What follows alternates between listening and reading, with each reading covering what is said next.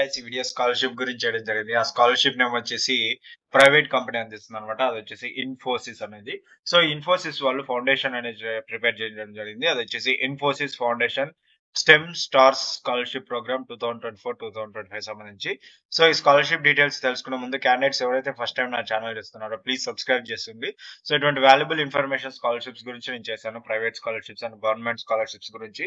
So, నా playlist channel యొక్క ప్లేలిస్ట్‌లో చూడొచ్చు. అదేవిధంగా డిస్క్రిప్షన్‌లో లేటెస్ట్ స్కాలర్‌షిప్స్ అనేటివి అప్లై చేసుకోవచ్చు మీరు. వాటికి ఇంకా డెడ్‌లైన్ క్లోజ్ అవ్వలేదు అప్లికేషన్. సో, అవి చూసి మీరు ఎలిజిబుల్ అయితే అప్లై చేసుకోండి. సెలెక్ట్ అయిన వాళ్ళకి మంచి బెనిఫిట్స్ వస్తాయి.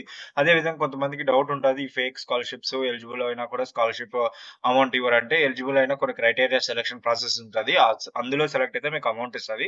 సో, అమౌంట్ వచ్చిన వాళ్ళకి ఏ విధంగా అమౌంట్ సెండ్ చేశారు అనే దాని గురించి నేను ప్రూఫ్ వీడియో చేశాను. సో, మీరు నా ఛానల్ యొక్క లో వెళ్ళగానే అక్కడ మీకు తెలుస్తుందన్నమాట. ఫస్ట్ వీడియో ఉంటుంది. సో, హోమ్ వీడియోలో మీరు చూడొచ్చు. ప్రూఫ్ వీడియో అప్‌లోడ్ చేశాను. అందులో మీకు డీటెయిల్‌గా అర్థమవుతుందన్నమాట. ఓకేనా? ఇక నెక్స్ట్ మనం ఈ స్కాలర్‌షిప్ ఇన్ఫోసిస్ ఫౌండేషన్ స్కాలర్‌షిప్ యొక్క ప్రోగ్రామ్ అకాడమిక్ ఇయర్ 2024-2025 రీసెంట్‌గా స్టార్ట్ చేయడం జరిగింది. ఈ అప్లికేషన్ డెడ్‌లైన్ వచ్చేసి 15th September 2024 application deadline close అవ్వడం జరుగుతుందన్నమాట. సో, ఎవరైతే ఇండియన్ ఫీమేల్ స్టూడెంట్స్ ఉంటారో వాళ్ళు ఎలిజిబుల్ అవుతారన్నమాట. ఫీమేల్ స్టూడెంట్స్ అది కూడా ఇండియన్ సిటిజన్స్ అయి ఉండాలి. వాళ్ళే ఎలిజిబుల్ అవుతారు. So, present first year 4 years undergraduate degree కోర్సెస్‌లో ఎన్రోల్ ఫస్ట్ ఇయర్ అంటే ఇంజినీరింగ్ కోర్సెస్ అదేవిధంగా MBBS and other related STEM అంటే సైన్స్, టెక్నాలజీ, ఇంజినీరింగ్ ఫీల్డ్స్‌లో ఇటువంటి ఫీల్డ్స్‌లో 4 ఇయర్స్ అండర్ గ్రాడ్యుయేట్ కోర్స్ మీద ఫస్ట్ ఇయర్‌లో ప్రెజెంట్ 2024-2025కి సంబంధించి ఫస్ట్ ఇయర్‌లో జాయిన్ అయ్యుంటే సో, అటువంటి స్టూడెంట్స్ ఎలిజిబుల్ అవుతారు. అది కూడా ఎన్ఐఆర్ఎఫ్ ర్యాంక్ అక్రెడిట్ అవి ఎన్ఐఆర్ఎఫ్ ర్యాంక్ కాలేజ్‌లో అయి ఉండాలన్నమాట. ర్యాంకింగ్ అయి ఉండాలి. ఓకేనా? Candidates must have obtained admissions into the identified college and completed there class 12th అంటే అడ్మిషన్ అయి ఉండాలి. మీరు అడ్మిషన్ తీసుకొని ఉండాలి. సో, ఫస్ట్ ఇయర్‌కి అడ్మిషన్ తీసుకొని ఉండి అదేవిధంగా క్లాస్ 12th కంప్లీట్ చేసి ఉండాలన్నమాట. అదేవిధంగా మీ సీజీపీఏ అంటే అప్లికెంట్స్ యొక్క ప్రీవియస్ సీజీపీఏ మీకు ఈ స్కాలర్‌షిప్ కంటిన్యూ అవ్వాలంటే మీరు ఎవ్రీ సెమిస్టర్‌లో 7% సీజీపీఏ అనేది ఉండాలన్నమాట. ఇంజినీరింగ్ అండ్ రిలేటెడ్ కోర్స్‌లో.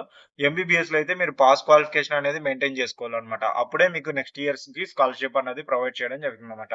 ఇక ఫ్యామిలీ ఇన్‌కమ్ గనుక చూసుకుంటే 8 లాక్స్ కంటే ఎక్కువ ఉండకూడదన్నమాట. 8 లాక్స్ ఈక్వల్ ఆర్ లెస్ దెనే ఉండాలన్నమాట. ఓకేనా? Candidates must not have valid other scholarship అంటే ఇంతకుముందు మీరు ఏ స్కాలర్‌షిప్ ఉండకూడదు. ఓకేనా? ఒకవేళ తీసుకుంటే ఈ స్కాలర్‌షిప్‌కి నాట్ ఎలిజిబుల్ అన్నమాట. ఇక బెనిఫిట్స్ గనుక చూసుకుంటే ఈ స్కాలర్‌షిప్‌కి చాలా మంది అప్లై చేసుకుంటారు. బట్ బెనిఫిట్స్ సెలెక్ట్ అయిన వాళ్ళకి బెనిఫిట్స్ గనుక చూసుకుంటే అప్ టు 1,00,000 రూపీస్ అనేది వీళ్ళు స్కాలర్‌షిప్ అనేది ప్రొవైడ్ చేయడం జరుగుతుందన్నమాట.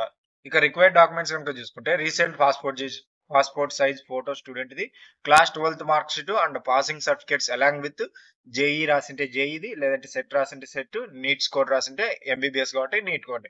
సో, ఇందులో మీది ఏదో ఆ యొక్క స్కోర్ కార్డ్ అనేది అప్‌లోడ్ చేయాల్సి ఉంటుందన్నమాట 12th మార్క్ షీట్‌తో పాటు.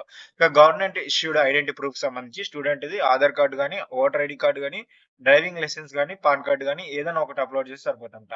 ఇక కరెంట్ ఇయర్ అడ్మిషన్ ప్రూఫ్‌కి సంబంధించి ఫీజ్ రిసిప్ట్ గాని, అడ్మిషన్ లెటర్ గాని, ఇన్‌స్టిట్యూషన్ ఐడెంటిటీ కార్డ్ గాని, బోనఫైడ్ సర్టిఫికేట్ గాని ఏదైనా ఒకటి అప్‌లోడ్ చేస్తే సరిపోతుందన్నమాట.